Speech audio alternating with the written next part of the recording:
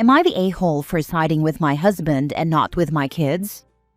Okay, I know the title sounds bad, but for some context, I, 36 female, have twins with my ex, 42 male, Olivia and Enzo, who are now 16 years old. My ex is one heck of an a-hole. We ended our relationship because he had cheated on me while I was pregnant, and not happy with that. He never paid child support and was absent from their lives most of the time, only coming back once or twice during the year to play the fun dad. But, well, of course, his absence affected my kids a lot. Anyway, when Olivia and Enzo were a year old, I reconnected with an ex from high school, Ian, 36 male, and we started dating. The main reason we had broken up was that I wanted kids in the future and he wasn't sure. And since 2 seemed more than enough for me, that problem was out of the way. Ian wasn't involved at first with the twins, but after we moved in together over 2 years later, he began to help me with them without me having to ask, which I was really grateful for, and they eventually formed a bond. We got married, and Olivia and Enzo called Ian Dad for as long as I can remember, although they always knew he wasn't their biological father. Ian and I make the same amount of money, and we live in a house I inherited from my father. Ian only earns a bit less than me. There's not a big difference. With time, my ex went from showing up once or twice a year to not showing up at all for a couple of years, which is when their bond became even stronger. Ian told me he wanted to adopt them because he saw them as his own kids, and he truly felt like their father. However, that never actually happened because it was a legal mess in our country we didn't want to get into. Now, last year and out of the blue, my ex showed up again, claiming to be a different man now and wanting to rekindle their relationship. They fell for his act, despite Ian and me warning them about not trusting him completely, which is okay, I guess. They have a right to want a relationship with him. The problem started when they began to ignore Ian. It's like they were treating him like a replacement they no longer needed. And of course, my husband noticed this. One night, it escalated because they were having a really dumb fight. That started because Enzo had not cleaned the kitchen after cooking. We have this important rule in the house that pretty much means that each person is responsible for cleaning their own mess. Ian just went inside their room to tell him he needed to clean, and Enzo began to yell at him. Olivia joined in, and they were telling him how exhausted they were about Ian treating them as if he were their real father, that they had a father, and he shouldn't act like one just because he didn't have kids of his own. I remember Ian just left the house that night without saying a word, and I told Olivia and Enzo they had made the wrong choice treating Ian like this. And when their real dad leaves again, I didn't want to see them crawling back to the one who actually took care of them and was always there. Ian came back the next day, and he was incredibly upset. I did my best to comfort him, and he told me he felt disrespected and that there was no coming back from this. It was hard to hear, but I told him that if he no longer wanted to be involved in the twins' lives, I wouldn't be angry at him. He cried a lot that night and cried himself to sleep during the next few days. It was awful to see him like this, and I couldn't do anything but try to comfort him.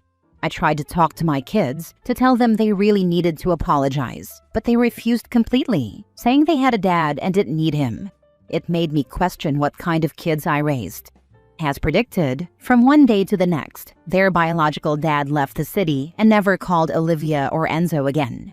When they realized what had happened, they were devastated.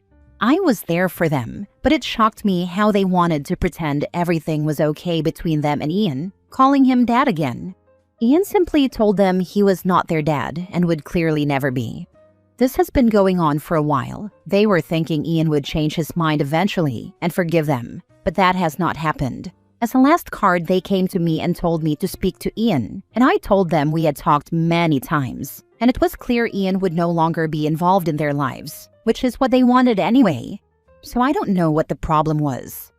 They were shocked by my response and kept trying to convince me, but I made it clear that my husband is human with feelings, not a wallet and a replacement for the pathetic man they like to call real dad, and that if they thought they could disrespect people who care for them without any consequences, then they were very, very wrong. I told them there was no going back from this, that things would not be the same, and they had themselves to blame for that. They shouldn't have taken for granted a person who was always there for them.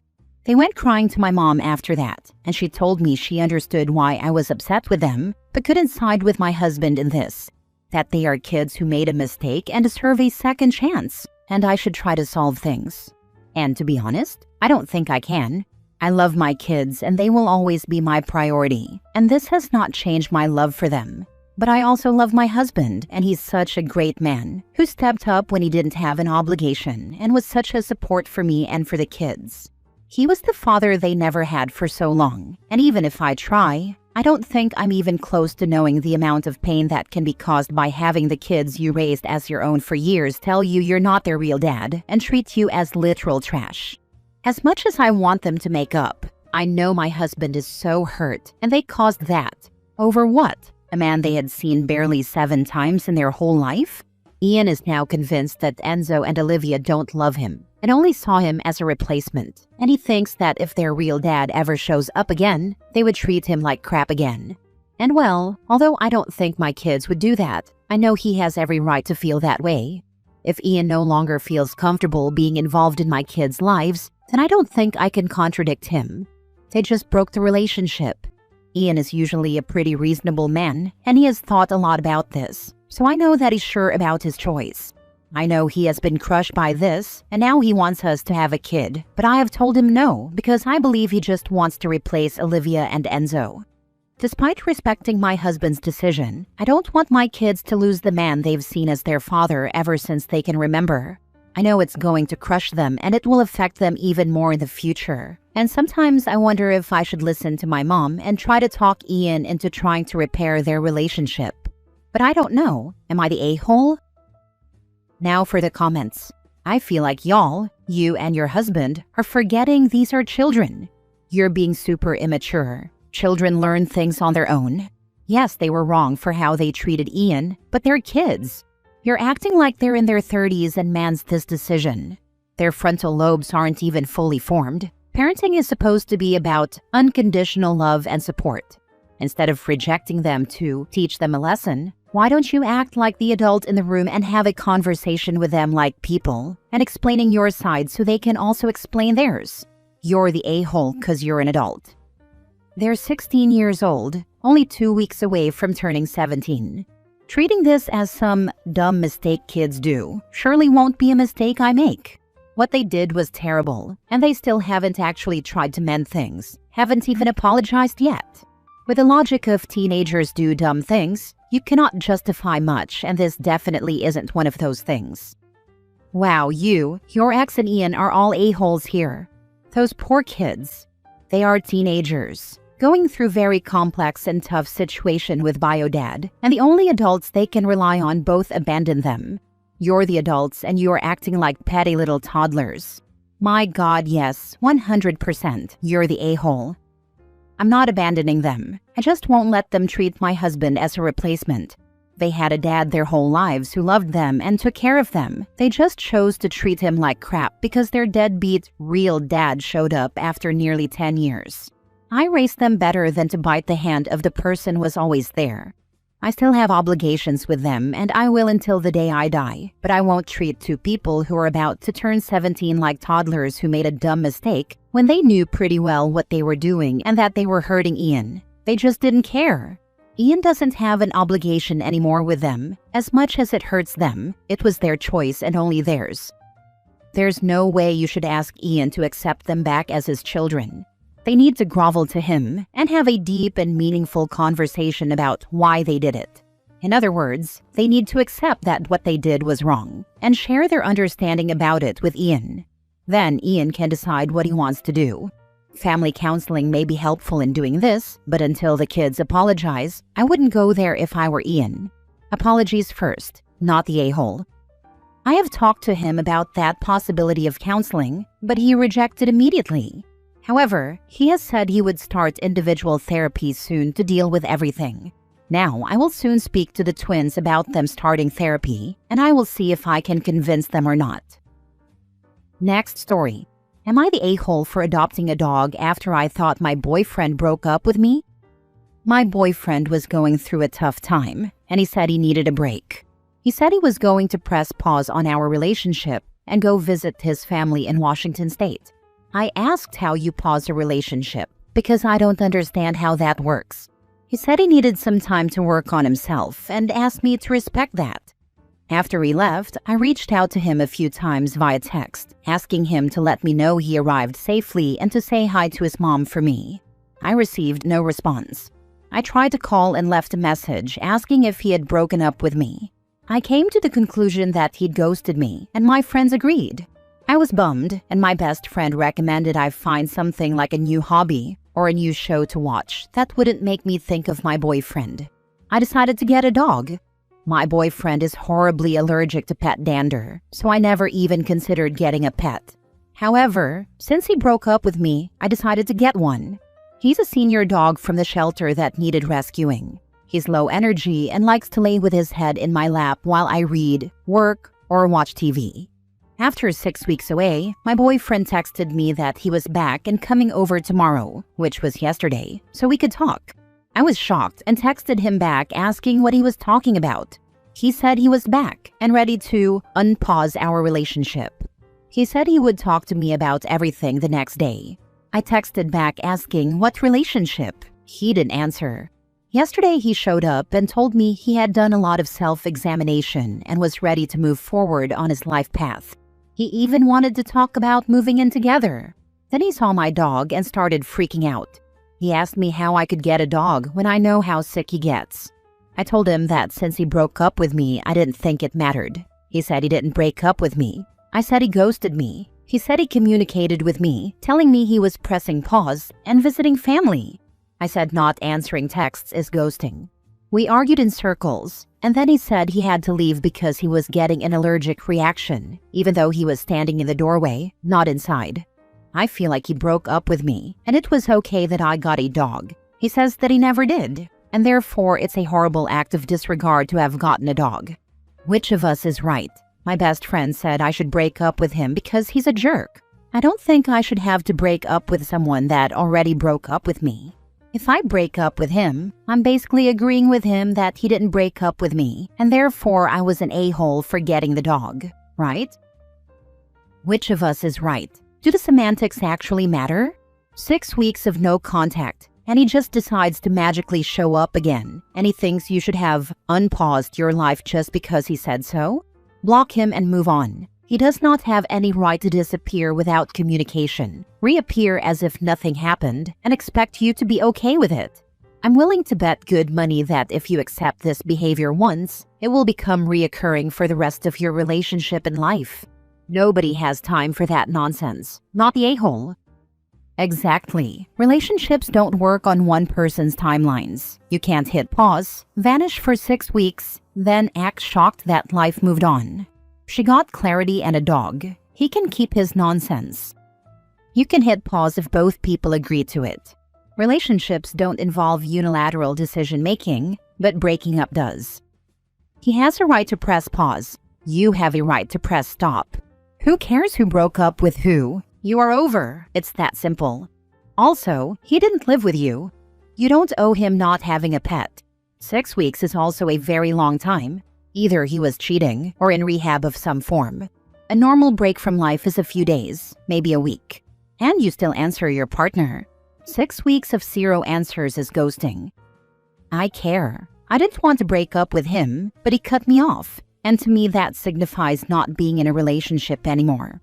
But if he's saying he didn't break up with me and I have to break up with him, it feels like he's forcing me to do his dirty work. It's like my boss saying, I'm not firing you because I don't want to pay unemployment, so you have to quit. You can't do that. It isn't fair. Last story. Am I the a-hole? Didn't invite my best friend's kids to our annual beach trip because they, the parents, never clean up after themselves. And have 2 kids that kind of ruin the whole vibe. Now half of the other friends that did get an invite are mad at me. It's my family's beach house. My parents have a beach house in Florida, and for the past 5 to 6 years, I've invited my best friends for a week every summer. It's completely free for them, except for splitting food for the house. We take turns going to the grocery store. Only one of my friends has kids, but I've invited his whole family every year in the past, so his wife and kids don't have to be left out. Well, each year they don't clean up after themselves. They don't put their dishes away after they eat. They are the only ones that track sand in the house. They don't help clean up their rooms or do laundry before they leave. They always have an excuse about why they have to get on the road early in the morning. And when it's their turn to go to the grocery store, they buy the cheapest stuff possible, like store-brand hot dogs and chips. Keep in mind, there are 4 of them, and they are gladly eating everyone else's food the rest of the week. They let their kids run absolutely wild through the house, and Cheetos and Cheerios are friggin' everywhere, like in the cracks of the sofas and chairs, in the bed sheets. It's a friggin' mess. Last year, the kids sprayed the hose on all of our cars, and it left water spots that still haven't come off.